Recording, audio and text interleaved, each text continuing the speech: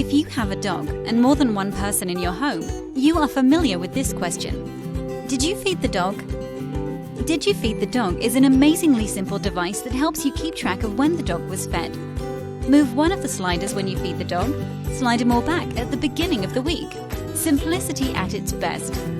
DYFTD is a fun and practical way of teaching children about responsible pet ownership.